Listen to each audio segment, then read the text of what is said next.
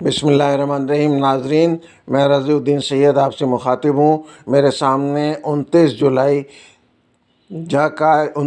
2022 کا کراچی کا جنگ موجود ہے، جس میں قومی اسمبلی میں گورنر اسٹیٹ بینک کی تنخواہ اور مراد کا اعلان کیا گیا ہے، بیان کیا گیا ہے۔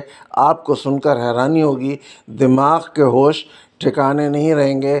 بتایا گیا ہے کہ گورنر اسٹیٹ بینک کو ماہانہ 25 لاکھ روپے تنخواہ اور بہترین فرنیچر سے آراستہ مکان، 2 گاڑیاں، 1200 لیٹر پیٹرول ماہانہ، ڈرائیور، بجلی، گیس، پانی کے بل، جنریٹر کا ایندھن، بچوں کی اسکول کی فیس، چاہے 3 بچے ہوں چاہے 4 بچے ہوں، ان کا 75% کا جو حصہ ہے وہ حکومت پاکستان برداشت کرے گی۔ Land line, mobile cell, internet مفت دیا جاتا ہے۔ 4 گھریلو ملازمین انہیں الگ سے مہیا کیے جاتے ہیں۔ سیکیورٹی گارڈ جمع سیکیورٹی سسٹم انہیں الگ سے حکومت پاکستان دیتی ہے۔ آپ کو سن کر حیرانی ہوگی کہ ان کا سالانہ انکریمنٹ، تنخواہ میں سالانہ اضافہ 10% ہے، یعنی 25 لاکھ روپے ماہانہ کا وہ 2.5 لاکھ روپے سالانہ بنتا ہے۔ اس طرح سے اگر گورنر اسٹیٹ بینک نے 4 سال ملازمت کی ہے تو اضافے کی شکل ہی میں انہیں 10 لاکھ روپے زیادہ ملیں گے، یعنی اگر 4 سال بعد ان کی تنخواہ ہوگی تو 25 لاکھ سے بڑھ کر وہ از خود 35 لاکھ روپے ہو جائے گی، اور ہر اضافے کے بعد 10%، یعنی 35 لاکھ ہو گئی تو وہ 3.5 لاکھ کا 10% کے حساب سے سالانہ اضافہ ہوگا۔ اس کے علاوہ ان کو گریچوٹی الگ سے ملے گی، جو ہر سال کے حساب سے 1 مہینے کی پوری تنخواہ، یعنی اگر ان کی 5 سال کی تنخواہ سروس ہے تو 5 مہینے کی ان کی آخری تنخواہ کے حساب سے ان کی گریچوٹی ہے۔ یہ دیکھیں ہمارے ملک کے افسران کی، گورنرز کی اور اداروں کے سربراہان کی لوٹ کھسوٹ، عیاشی ہے، ایک دریا ہے جو لٹایا جا رہا ہے ان حضرات کی تنخواہوں پر، مراد پر اور بال بچوں پر۔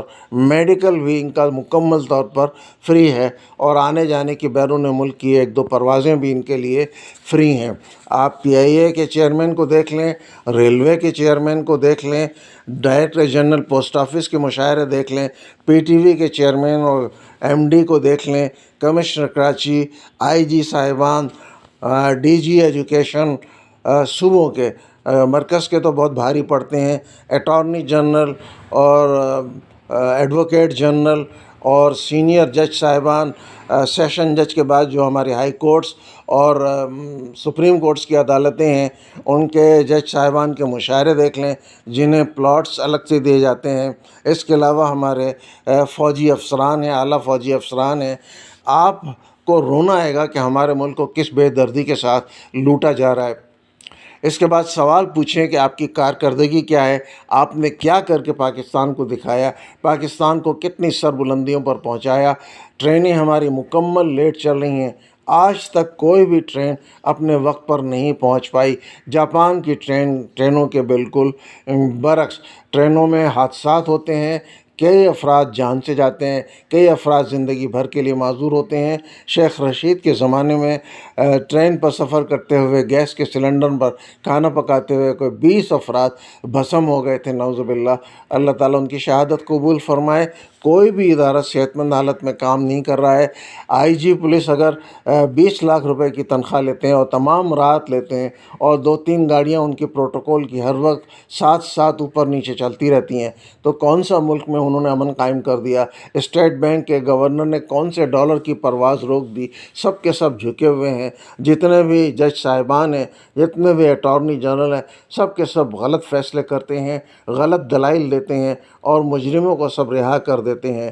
تو نہ تعلیم کی حالت صحیح ہے، نہ سڑکوں کی حالت صحیح ہے۔ اگر آپ بلدیات کے سربراہوں کے، جو موجودہ سربراہ ہیں، ان کی تنخواہ، جنہیں ایڈمنسٹریٹر کہتے ہیں، ان کی تنخواہیں آپ دیکھیں تو ہوش اڑ جائیں گے۔ کسی کی 8 لاکھ، کسی کی 9 لاکھ، اور تمام مکمل مراد، کاروں کے ساتھ، قیمتی کاروں کے ساتھ، سیکیورٹی گارڈ کے ساتھ، گھر پر سیکیورٹی سسٹم، فون، ٹیلی فون، سیل فون، پیٹرول، بجلی، کون سی مراد ہے جو ان کو، یہ کیا کام کر کے دیتے ہیں ملک کو، کتنی خدمات ہیں ان کو ملک کی تزئین و آرائش میں، سربلندی میں۔ حرام کے پیسے، ایسے کہنا چاہیے کہ یہ حرام کی تنخواہیں ان کے پاس، حکومت پاکستان کے خزانوں سے ملک لٹ رہا ہے، برباد ہو رہا ہے۔